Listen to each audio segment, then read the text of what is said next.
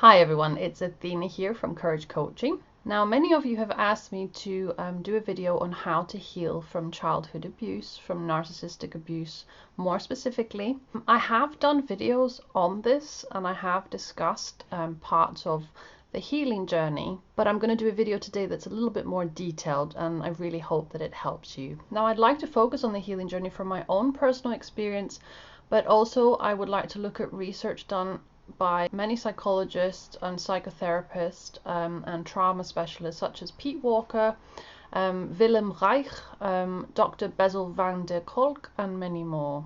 Now, healing from childhood abuse is obviously not a simple process. It takes a huge amount of courage, inner strength, and resilience. And it requires a willingness to become more self-aware of your own dysfunctional coping mechanisms, because this is something that you will most likely have learnt if you grew up in an abusive home. Now, if your parents were high on the narcissistic spectrum, or you suspect they may have been, then you will have endured years of some or all of the following: neglect, hypercriticism, parentifying, infantilizing, pathological envy, blaming, patronizing, mood swings, pathological lying, aggression or passive aggression, gaslighting, controlling behavior, emotional blackmail, scapegoating, the silent treatment, shaming, invalidation of your feelings, isolation, intimidation, verbal or physical or sexual abuse, or all of these, and engulfment. Now, living in a household with abuse causes any child to later develop complex post-traumatic stress disorder. I have done a video on this specifically, so please check it out. Complex post-traumatic stress disorder is a more severe form of PTSD, and it has the following 5 features that make it recognizable. The first one is toxic shame. The second one is self-abandonment. The third one is emotional flashbacks. The fourth one is an extremely harsh inner critic.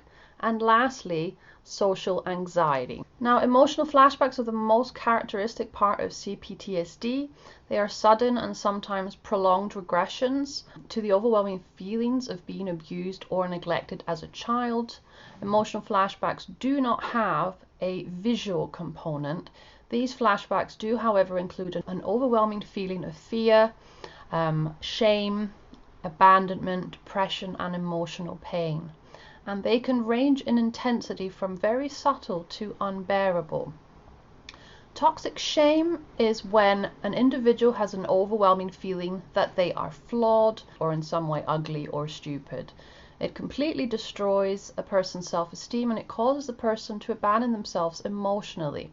This creates a feeling of hopelessness and helplessness. Now, the inner critic is the internalized punching voice of our abusive parent. If we had a parent who was a bully and constantly called us names such as stupid, pathetic, too sensitive, ugly, etc., then we will have internalized this voice within us, even if our abusive parent isn't in our life anymore. It will be a habitual inner bully that punishes us instead of supports us. Now, some other symptoms of CPTSD are feelings of loneliness, abandonment, fragile self-esteem, attachment disorder, developmental arrests, relationship difficulties. So people will either have problems forming relationships or they will form relationships that are dysfunctional and that resemble the relationship that the person had with their primary caregivers. They will have hyperarousal, they will have thoughts of suicide, they will be oversensitive to stress, they will have dissociation, exhaustion, they will experience what is known as body armoring, which involves tensing of muscle tissue whenever stress or emotion is experienced. To protect itself, the body in this case takes a defensive, tight and stiff stance, and on a tissue level it enters into a muscular holding pattern that resists change and release. Unexpressed emotions such as anger, fear and grief are very common causes of body armoring. and this was first described by psychologist Wilhelm Reich. Lastly, people with CPTSD will experience impulsive behaviors at times, and they may even have inappropriate angry outbursts. Now to the important part of this video, the different stages of recovery.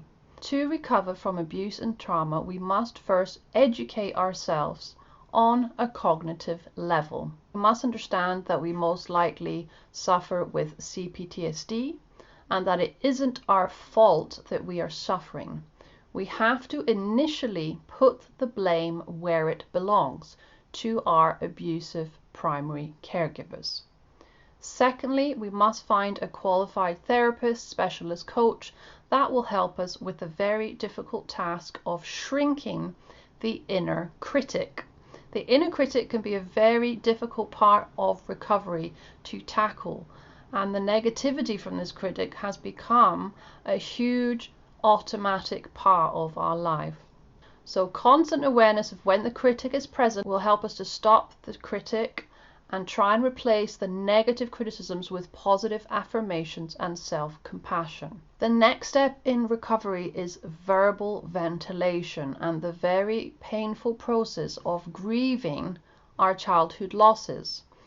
Verbal ventilation is when we speak in a way that releases our painful emotions, that we actually allow ourselves to cry, be angry, and really feel the deep pain of not having had healthy parents. Grieving can take a long time and can sometimes last for a couple of years. In grieving, it is important for us to also grieve our loss of self-esteem and our loss of safety. Once we have successfully gone through the grieving process, we then must deal with the feelings of abandonment through somatic healing and through learning how to become self-compassionate in moments of depression or anxiety.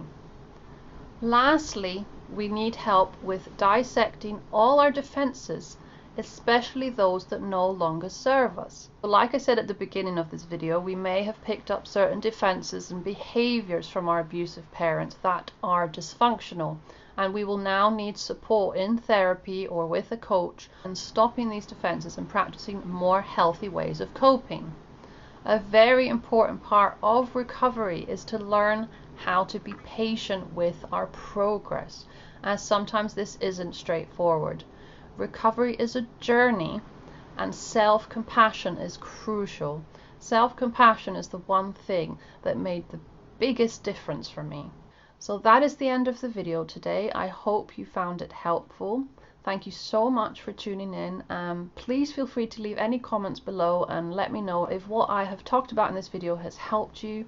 Have a great day or evening wherever you are in the world, and I will see you in my next video. Take care. Bye bye.